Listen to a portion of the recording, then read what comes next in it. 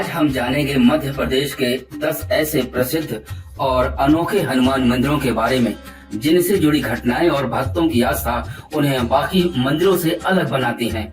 मध्य प्रदेश में ऐसे हनुमान मंदिर हैं जहां सिर्फ पूजा नहीं होती बल्कि घटनाएं भी घटती हैं।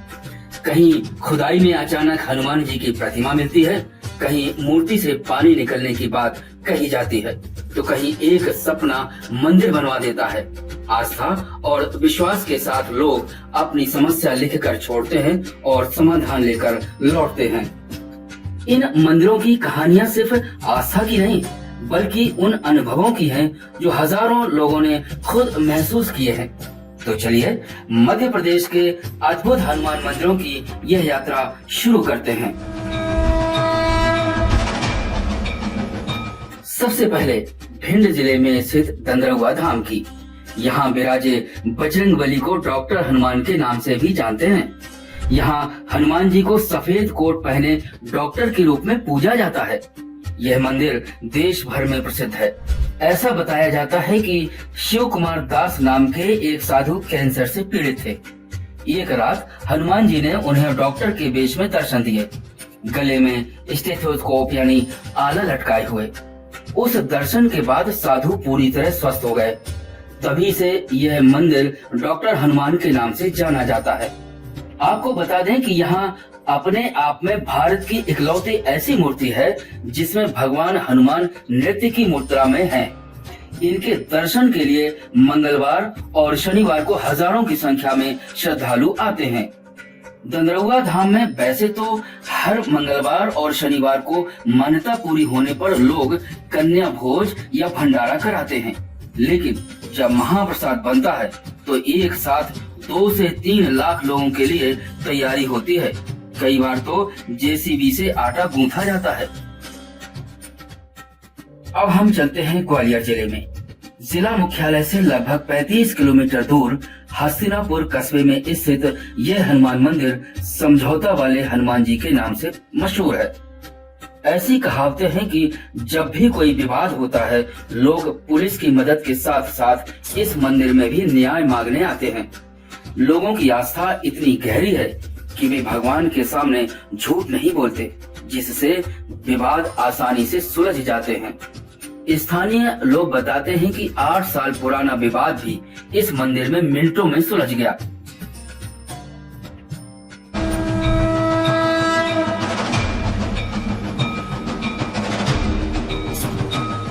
प्रसिद्ध मंदिरों के क्रम में चलते हैं मध्य प्रदेश की राजधानी भोपाल के नेहरू नगर। यहाँ अर्जी वाले हनुमान जी का मंदिर है। आधुनिक युग में इसे व्हाट्सएप वाले हनुमान जी भी कहने लगे हैं।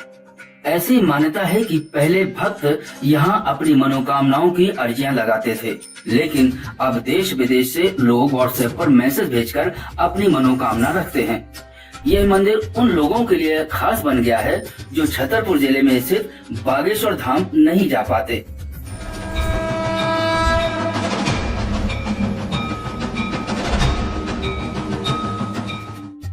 दोस्तों, इंदौर के समीप सांवेर में उल्टे हनुमान जी का प्रसिद्ध मंदिर है।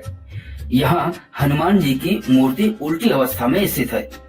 मान्यता है कि अहिरावण को मारने के लिए पाताल लोक जाते समय हनुमान जी यहाँ हवा में उल्टे होकर उड़ रहे थे और इसी मुद्रा में यहाँ प्रकट हुए।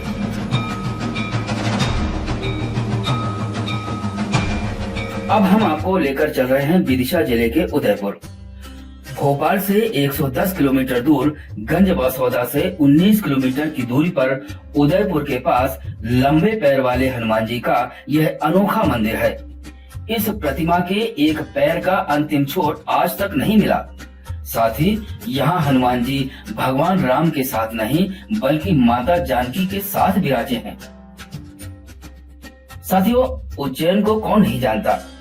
इसे महाकाल की नगरी कहते हैं।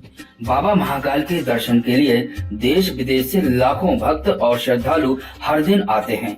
इसी उज्जैन में शिप्रा नदी के दोनों तटों पर रणजीत हनुमान और गिरनारी हनुमान के नाम से 2 प्रसिद्ध मंदिर हैं। पौष मास की अष्टमी को इन दोनों मंदिरों से विशाल शोभा यात्रा निकाली जाती है। स्थानीय मान्यताओं के अनुसार यह मंदिर कई सौ वर्ष पुराना है। रंजीत नाम का अर्थ है विजयी या युद्ध में विजेता। इसलिए यहाँ हनुमान जी को विजय के देवता के रूप में पूजा जाता है। यहाँ हनुमान प्रतिमा पर सिंदूर का विशेष चोला चढ़ाया जाता है। लोगों का कहना है कि कोर्ट कचहरी विवाद और शत्रु बाधा से मुक्ति के लिए यहाँ मन्नत मांगी जाती है। दोस्तों, उज्जैन में ही गिरनारी हनुमान मंदिर है। गिरनारी नाम का संबंध पर्वत यानी गिरी से माना जाता है, यानी यह हनुमान जी का तपस्वी और साधना से जुड़ा रूप दर्शाता है। इस मंदिर में विराजे हनुमान जी शांत लेकिन अत्यंत शक्तिशाली माने जाते हैं। इस मंदिर में आए भक्त को मानसिक तनाव, भय और नकारात्मक ऊर्जा से मुक्ति मिलती है, ऐसा यहाँ के लोगों का कहना है। कई साधक यहाँ ध्यान और जप तप करने भी आते हैं। अब हम चलते हैं जहाँ भगवान राम ने अपना 14 साल का वनवास काटा था। जी हाँ, यह स्थान है चित्रकूट। यहाँ स्थित हनुमान धारा मंदिर उस स्थान के रूप में प्रसिद्ध है। पौराणिक कथाओं में बताया गया है कि जब हनुमान जी ने लंका जलाई तब उनके शरीर में अत्यधिक अग्नि और गर्मी उत्पन्न हो गई। तब भगवान श्री राम ने यहाँ बाण मारकर जलधारा प्रकट की। उसी जल से हनुमान जी की तपन शांत हुई।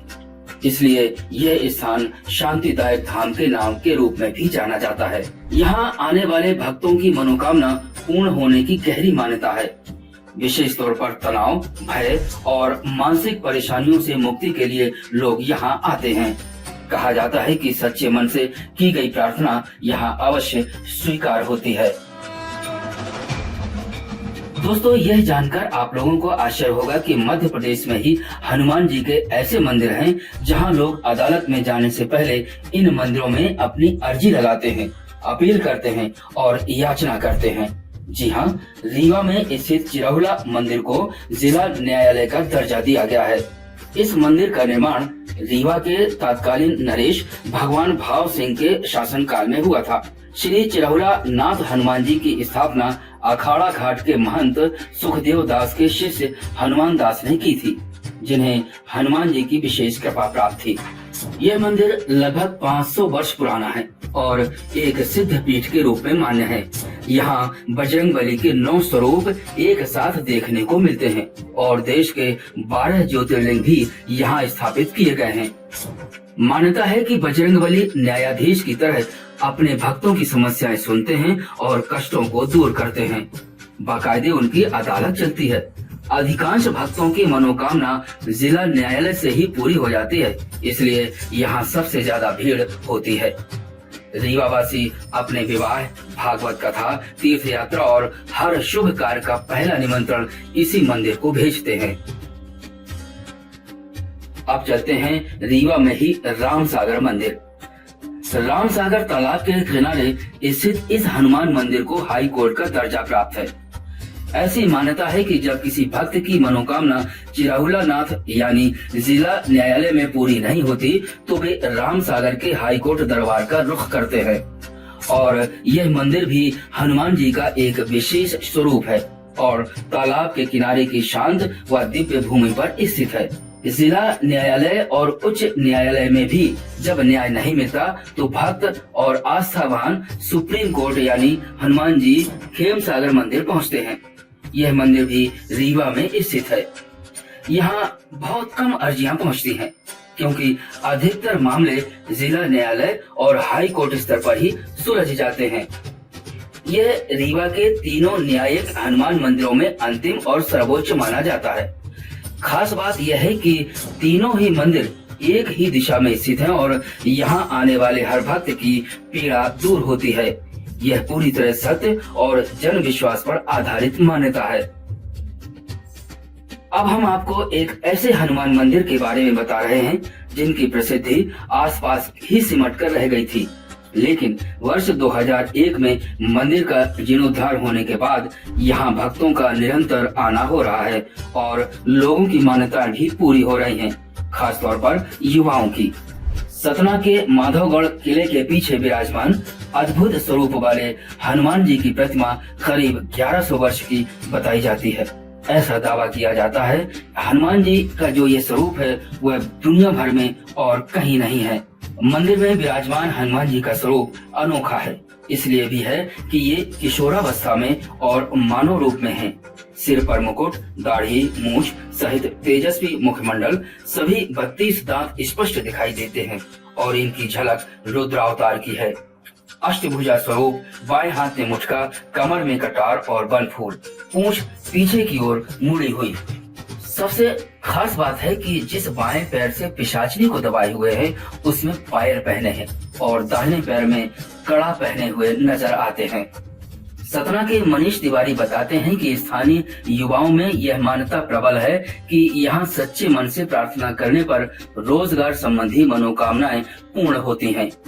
इसी कारण अब श्रद्धालु इन्हें जौ वाले हनुमान जी के नाम से भी पुकारते हैं। प्रतियोगी परीक्षाओं की तैयारी करने वाले युवा विशेष रूप से यहाँ दर्शन के लिए आते हैं।